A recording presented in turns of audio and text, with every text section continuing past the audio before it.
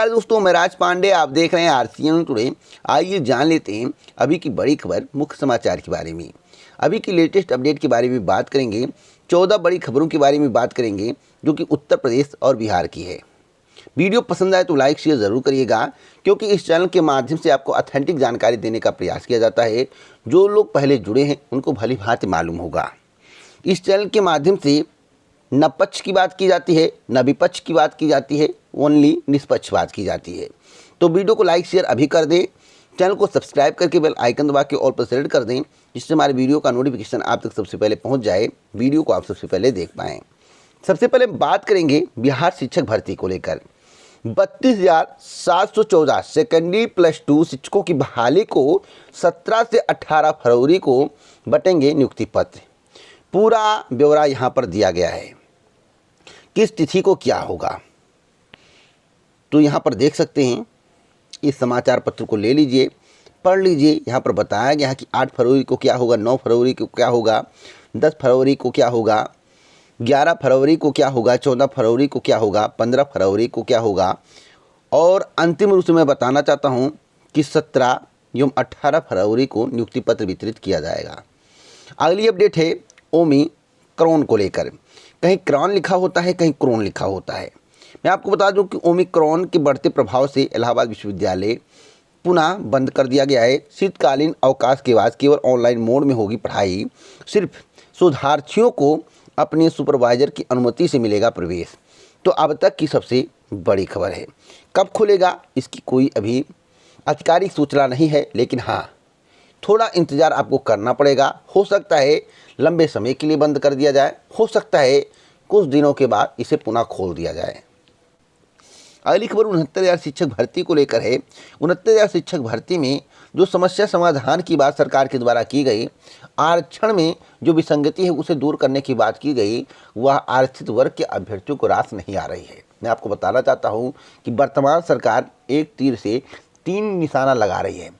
3 निशाना कैसे, इस वीडियो में आपको जानकारी मिलेगी। मैं आपको बता दूं कि 69,000 शिक्षक भर्ती पुनः कोर्ट में जाने वाली है। हाई कोर्ट में चुनौती देंगे आरक्षण पीड़ित अभ्यर्थी। आरक्षण घोटाला हुआ है, यह बात सिद्ध हो गया। अगर आरक्षण घोटाला नहीं हुआ होता तो सरकार आरक्षण विसंगति को दूर करने की बात नहीं करती।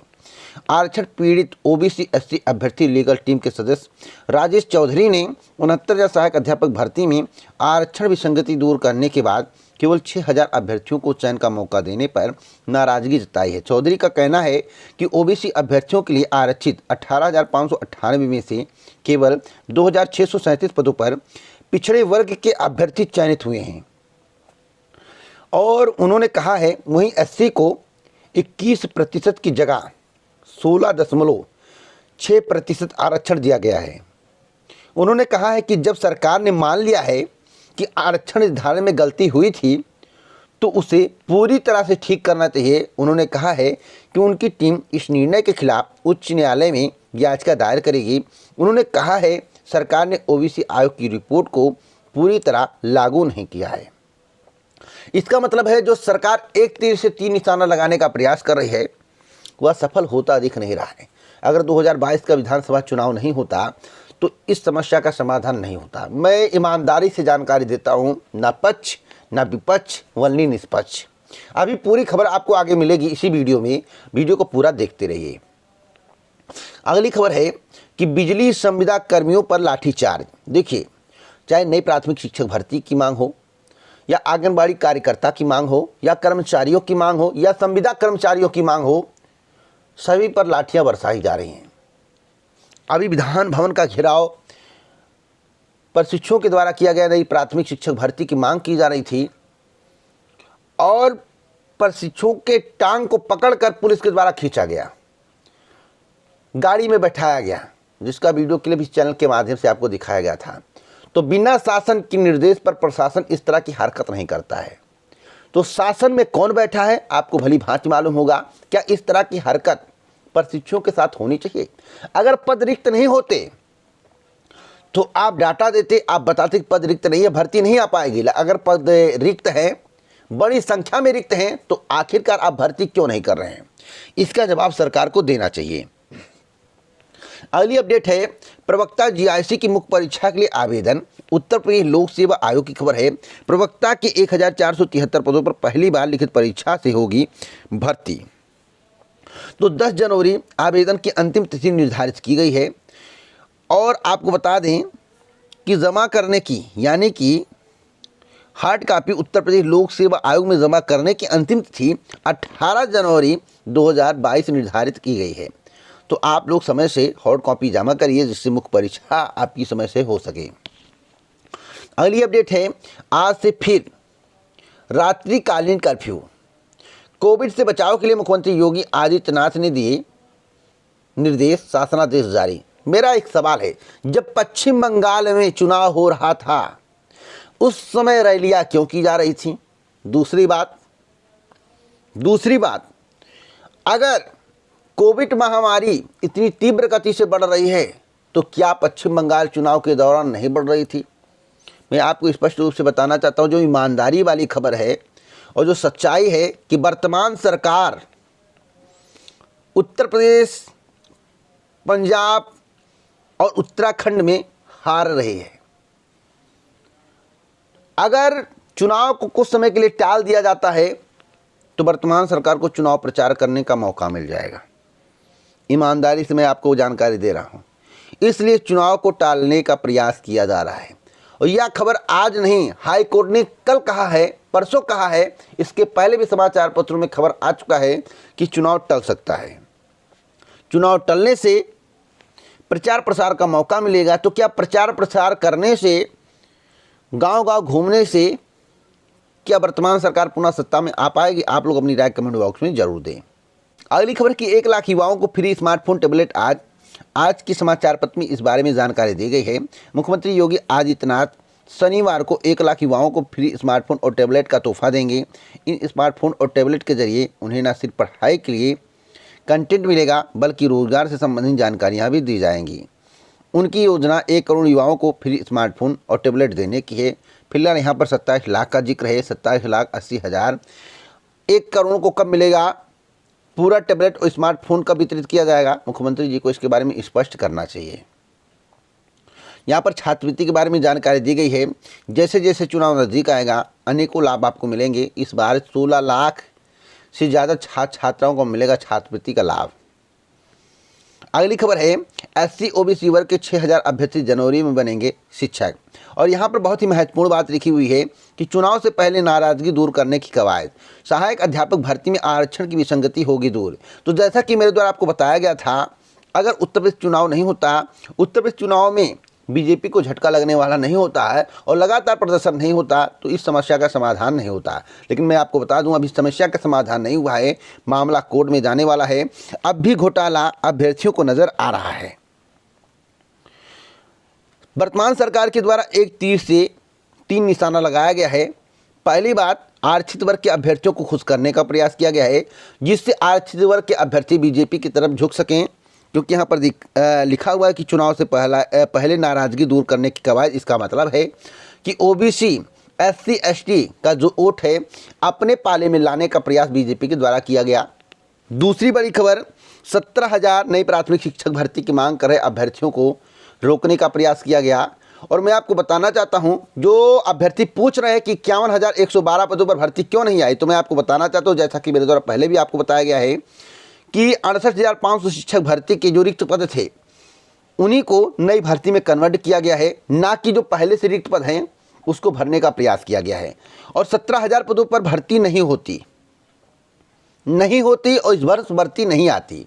लेकिन मेन कारण है इसमें, मैं आपको बताना चाहता हूं कि सुप्रीम कोर्ट ने कहा था कि शिक्षा मित्रों के जितने भी रिक्त पद हैं 1,37,000 उनको पूरा भर दिया जाए, चाहे भर्ती 1 चरण, 2 चरण, 3 चरण या 4 चरण या कई बार भर्ती का विज्ञापन जारी करना पड़े, लेकिन भर्ती को कंप्लीट कर दिया जाए और शिक्षा मित्रों को अवसर दिया जाए। इसलिए 68,500 शिक्षक भर्ती में जो रिक्त पद हैं, क्योंकि अभी तक 1,37,000 पद भरे नहीं हैं, तो 68,500 शिक्षक भर्ती में जो रिक्त पद हैं उसी का विज्ञापन जारी किया जा रहा है, नए विज्ञापन के तौर पर, नई भर्ती के तौर पर, और आपको उसमें आवेदन का मौका मिलेगा। लेकिन शिक्षा मित्रों को इसमें वेटेज मिलेगा। जो मुझे जानकारी, मैं अपनी जानकारी के आधार पे आपको जानकारी दे रहा हूं। शिक्षा मित्रों को इसमें वेटेज मिलेगा। वेटेज इसलिए मिलेगा क्योंकि 1,37,000 के पद हैं और सरकार ने कहा था कि शिक्षा मित्रों को वेटेज दिया जाएगा। अभी 1,37,000 पद भरे नहीं हैं। जब 1,37,000 पदों को भर दिया जाएगा, कंप्लीट कर दिया जाएगा, उसके बाद वेटेज का प्रावधान ख़त्म कर दिया जाएगा। लेकिन मैं आपको बताना चाहता हूं कि वर्तमान सरकार के द्वारा उन अभ्यर्थियों को छलने का प्रयास किया गया है जो 97,000 शिक्षक भर्ती की मांग कर रहे हैं। जब पद रिक्त हैं तो वर्तमान सरकार के द्वारा विज्ञापन क्यों नहीं जारी किया जा रहा है? तो 1 तीर से 3 निशाना कैसे हुआ, मैं आपको बताना चाहता हूं। पहली बात कि आरक्षित वर्ग को खुश करने का प्रयास किया गया। दूसरी बात कि 97,000 शिक्षक भर्ती को लेकर जो मामला था उसे दबाने का प्रयास किया गया नई शिक्षक भर्ती के तौर पर। तीसरी बात, 68,500 शिक्षक भर्ती को लेकर जो धरना प्रदर्शन चल रहा था कि रिक्त पदों को 69,000 शिक्षक भर्ती में जोड़ दिया जाए, उसे जोड़ने के बजाय अलग से विज्ञापन जारी करके 68,000 शिक्षक भर्ती का मामला शांत करने का प्रयास किया गया। तो यानी कि 1 तीर से 3 निशाना हुआ। अब परीक्षा कब होगी, आपके जहन में सवाल है, तो इसके संबंध में इसी वीडियो में आपको जानकारी मिलेगी। वीडियो को पूरा देखते रहिए। मैं आपको बताना चाहता हूं कि परीक्षा के संबंध में जो मुझे जानकारी मिली है कि परीक्षा यूपी टेट के बाद कराने पर विचार चल रहा है। विज्ञापन आपको जनवरी के फर्स्ट वीक में देखने को मिलेगा 17,000 पदों पर, जो मुझे जानकारी मिली है। फर्स्ट वीक में यानी कि 15 के पहले आपको विज्ञापन देखने को मिल जाएगा। आवेदन प्रक्रिया शुरू हो जाएगी। उसके बाद परीक्षा कब होगी, तो परीक्षा 15 फरवरी के बाद कराने पर विचार विमर्श हो रहा है। अब चुनाव के बाद भी हो सकता है, चुनाव के पहले भी हो सकता है, लेकिन चुनाव आयोग से परमिशन अब लेना पड़ेगा। जनवरी माह तक जो परीक्षाएं चल रही हैं वह तो ठीक है, लेकिन फरवरी से अगर चुनाव स्टार्ट हो जाता है, चुनाव में कोई बाधा नहीं आता है, चुनाव आगे नहीं बढ़ता है, तो सुपर टेट की जो परीक्षा है, यानी कि सुपर टेट के संबंध में आप लोग जानकारी मांग रहे थे, तो 23 जनवरी के पहले परीक्षा किसी भी कीमत पर नहीं होगी। परीक्षा 15 फरवरी के बाद ही होगी और 15 दूनी 30 सेंटर भी बनाना पड़ेगा और अभ्यर्थियों की संख्या अधिक रहेगी। तो इस कारण से इस भर्ती में अभी डिले होगा। मुझे जहां तक जानकारी है 15 फरवरी के बाद, चुनाव के बाद भी परीक्षा हो सकती है। यानी कि चुनाव से पहले परीक्षा होने के 20% चांस है और 80% चांस है कि चुनाव के बाद परीक्षा हो। यानी कि वर्तमान सरकार के द्वारा तिथि का निर्धारण करके आपको पूरी जानकारी दे दी जाएगी आवेदन प्रक्रिया के बाद, और आपको बता दिया जाएगा कि परीक्षा किस तारीख को होगी। आप अपनी तैयारी करते रहिए।